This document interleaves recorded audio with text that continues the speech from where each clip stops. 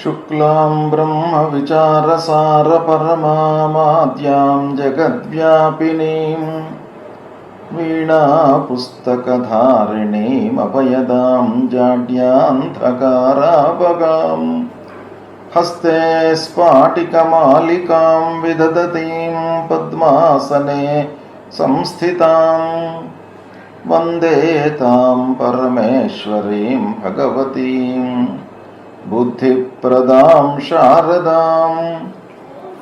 श्री महागणाधिपतये नमः। श्री महासरस्वत्यै नमः। श्री गुरुभ्यो नमः। 2024వ సంవత్సరంలో జూన్ మాసంలో మీనరాశి వారికి గోచార ఫలితాలు ఎలా ఉంటాయో తెలుసుకుందాం. ముందుగా జూన్ మాసంలో మీనరాశి వారికి గ్రహస్థితి ఎలా ఉంది, ఏ స్థానాలలో గ్రహాలు సంచరిస్తున్నాయో తెలుసుకుందాం. వాటి ఫలితం ఎలా ఉంటుంది అనేటువంటి విషయంపై మనస్సు నిలుపుదాం. సూర్యుడు 3, 4 స్థానాల్లో సంచరిస్తున్నాడు. 3వ స్థానంలో సంచరించడం శుభప్రదం. 4వ స్థానంలోకి మళ్ళీ 14 రోజుల తర్వాత ఎంటర్ అవుతున్నాడు. కనుక 4వ స్థానంలో అర్ధాష్టమ స్థానంలో సూర్యుడు సంచరించడం ప్రతికూలం. అంగారకుడు కుజుడు 2వ స్థానంలో సంచరిస్తున్నాడు, ప్రతికూలంగా ఉన్నాడు. బుధుడు 3, 4 స్థానాలలో అనుకూలంగా ఉన్నాడు. శుక్రుడు 3, 4 స్థానాలలో అనుకూలంగా ఉన్నాడు. బృహస్పతి 3వ స్థానంలో బాధక స్థానంలో ప్రతికూలంగా ఉన్నాడు. శనీశ్వరుడు 12వ స్థానంలో ప్రతికూలంగా ఉన్నాడు. రాహు జన్మస్థానంలో, కేతు 7వ స్థానంలో ప్రతికూలంగా ఉన్నారు. ఈ విధంగా గ్రహస్థితి ఉంది. అయితే ఓవరాల్గా ఈ గ్రహస్థితిని మనము ఆలోచించినట్టయితే ఈ జూన్ మాసంలో మీనరాశి వారికి ప్రతికూల ఫలితాలు ఎక్కువగా కనబడుతున్నాయి. ప్రధానమైనటువంటి గ్రహాలతో పాటుగా సూర్యుడు, అంగారకుడు కూడాను ప్రతికూలంగా ఉన్నాడు. గురు, శని, రాహువు, కేతువు, అంగారకుడు, సూర్యుడు ఇలా గ్రహాలు అన్నీ కూడాను ప్రతికూలంగా సంచరిస్తున్నాయి. కనుక ఈ మాసంలో ప్రతికూలతనే ఎక్కువగా ఉంది. కాబట్టి ఈ గ్రహస్థితికి మనం ఏం చేయాలి ఇలా ఉన్నప్పుడు అనంటే, చేసేటువంటి పనులపై రెట్టింపు శ్రద్ధ కనపరచాలి. నిర్ణయాలు తీసుకునేటప్పుడు 1కి 4 సార్లు ఆలోచించాలి. తొందరపడి నిర్ణయాలు తీసుకోకూడదు. ప్రణాళికాయుతంగా పనులు చేయాలి. అందులో కొంత విచక్షణను, ధైర్యాన్ని, సాహసాన్ని జోడించాలి. ఈ విధంగా గ్రహస్థితి బాగా లేనప్పుడు మన కర్తవ్యం కనుక ఇవి మనం చేపట్టినట్టయితే తప్పకుండా మీకు ఫలితాలు అనుకూలిస్తాయి. అయితే ఈ విధంగా గ్రహస్థితి ఉంది కనుక ఫలితాలు ఎలా ఉన్నాయి అనంటే, ప్రతి విషయాన్ని కూడాను కూలంకషంగా ఆలోచించి నిర్ణయాలు తీసుకోవాలి. 1-2 వారాలలో కొంత అనుకూలత కనబడుతుంది. 3-4 వారాలలో పనిభారం పెరుగుతుంది. ఆరోగ్య విషయంపై జాగ్రత్తలు తీసుకోవాలి. ఉద్యోగస్తులకు ఆఫీసులో పనిభారం పెరుగుతుంది. పనిభారం పెరగడం మూలకంగా మీరు ముఖ్యమైనటువంటి పనులపై అంటే ఆరోగ్యంపై, ఆహారంపై, తీసుకునేటువంటి ఆహారంపై నిర్లక్ష్యం వహిస్తారు. అంటే టైమ్లీ ఆహారం తీసుకోకపోవడము, తర్వాత ఆరోగ్యంపై నిర్లక్ష్యం చేయడం అనేటువంటిది ఉంటుంది. దాన్ని మీరు రెక్టిఫై చేసుకోవాలి. ఇకపోతే ఉద్యోగస్తులు బాధ్యత పెరుగుతుంది. బాధ్యతాయుతంగా ఉండాలి. ఆఫీసులో అనవసరమైనటువంటి విషయాలలో తలదూర్చకుండా ఉండాలి. ఇకపోతే ఈ నెల మొదట్లో అంటే 1-2 వారాలలో వ్యాపారంలో కొంత అస్థిరత కనబడుతుంది. చివరి లోపల నెల చివరి భాగంలో మళ్ళీ వ్యాపారం పుంజుకుంటుంది. కాబట్టి ఓవరాల్గా వ్యాపారస్తులకు మొదట్లో కొంత అస్థిరత ఉన్నప్పటికీ మాసం చివరి లోపల మళ్ళీ పుంజుకుంటుంది. లాభాల వాటన ఉంటారు. లాభాలు ఉంటాయి కాబట్టి కొంత సంతృప్తిగా ఉంటారు. ఇక ఇంటి వాతావరణం అనుకూలంగా ఉంటుంది. భార్యా పిల్లలతో సంతృప్తిగా ఉంటారు. పిల్లలతో అన్ని విషయాలు చర్చిస్తారు. సరి అయిన సమయం లోపల నిర్ణయాలు తీసుకుంటారు. పెద్దల యొక్క సహాయ సహకారాలు బాగా లభిస్తాయి. అయితే అన్నదమ్ములతో మట్టుకు వైషమ్యాలు కనబడుతున్నాయి. జాగ్రత్తగా ఉండాలి.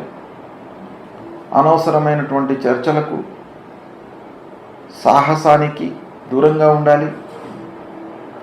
కలహాలలోకి వెళ్ళకూడదు. మధ్యవర్తిత్వం వహించకూడదు. ముఖ్యంగా ఏవైనా కలహాలలో వెళ్ళి మధ్యవర్తిత్వం వహిస్తే తప్పకుండా మీరు అనర్థానికి గురి అవుతారు, ఇబ్బందుల పాలవుతారు. ఇక కోర్టు వ్యవహారం మీకు అనుకూలంగా ఉంటుంది. రాజకీయపరమైనటువంటి ఇబ్బందులు చివరిలో మాసాంతంలో కనబడుతున్నాయి. మొదట్లో మీకు బాగానే ఉంటాయి. రాజకీయ కార్యకలాపాలు నిరాటంకంగా పూర్తి అవుతాయి. ఇక ప్రారంభించినటువంటి పనుల లోపల మట్టుకు ఆలస్యం కనబడుతుంది. ప్రతి విషయంలోనూ కొంత జాగ్రత్తగా ఉండాలి. ఆలస్యం అనేటువంటిది అన్ని విషయాలలో కనబడుతుంది ఈ మాసంలో మీనరాశి వారికి. కాబట్టి పనులపై రెట్టింపు శ్రద్ధ అవసరం. ఇక చదువు పూర్తి చేసుకున్నటువంటి వారికి, ఉద్యోగ ప్రయత్నంలో ఉన్నటువంటి వారికి కొంత ఊరట లభిస్తుంది. మొదట్లో తాత్కాలికంగా ఉద్యోగం లభించే అవకాశాలు ఉన్నాయి. అయితే చివరి లోపల మళ్ళా అస్థిరత కనబడుతుంది ఉద్యోగంలో. కాబట్టి ఉద్యోగ ప్రయత్నంలో ఉన్నటువంటి వారు ఇంకనూ ప్రయత్నాన్ని కంటిన్యూ చేయాలి. వర్క్ పైన శ్రద్ధ చూపాలి. ఇకపోతే శుభకార్యాల విషయంలో మట్టుకు మీకు అనుకూలత ఉంది. బంధువర్గం యొక్క సహాయ సహకారాలు లభిస్తాయి. విద్యార్థులు, చదువుకునేవారు బాగా శ్రద్ధ కనబరచాలి. ఈ మాసంలో ముఖ్యంగా ఏంటంటే ఆల్రెడీ ఎగ్జామ్స్ రాసినటువంటి వాళ్ళు, రిజల్ట్ కొరకు ఎదురు చూస్తున్నటువంటి వారికి కొంత అనుకూలత ఉంది. అయితే ఫ్యూచర్ ఎడ్యుకేషన్ కొరకు ఇంకా శ్రమించవలసినటువంటి అవసరము ఇక్కడ ఈ మాసంలో కనబడుతుంది. కనుక విద్యార్థులు ఓవరాల్గా శ్రమించాలి. ప్రతి విషయం లోపల కూడాను మనస్సు నలిపి పనులు చేయాలి.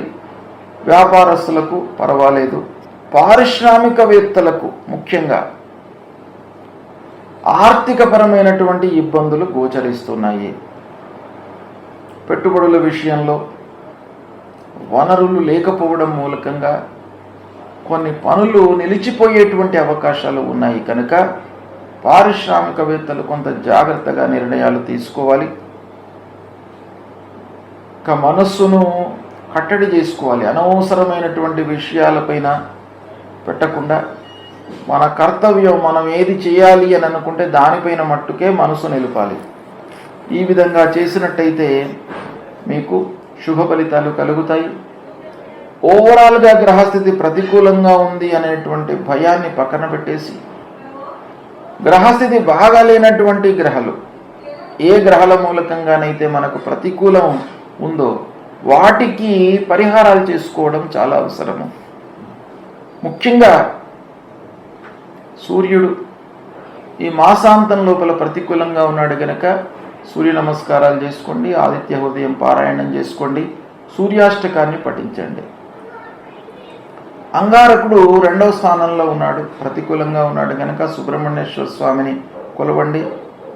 సుబ్రహ్మణ్య స్వామి దేవాలయానికి వెళ్ళండి. బృహస్పతి బాధక స్థానంలో ఉన్నాడు. పనుల విషయం లోపల మీకు కష్టాలు తప్పవు. అనవసరమైనటువంటి విమర్శలు, వీటి నుండి మీరు విముక్తులు కావడానికి బృహస్పతికి సంబంధించినటువంటి ఆ మూల మంత్రాన్ని జపించుకోండి. గురు చరిత్ర పారాయణం చేయండి.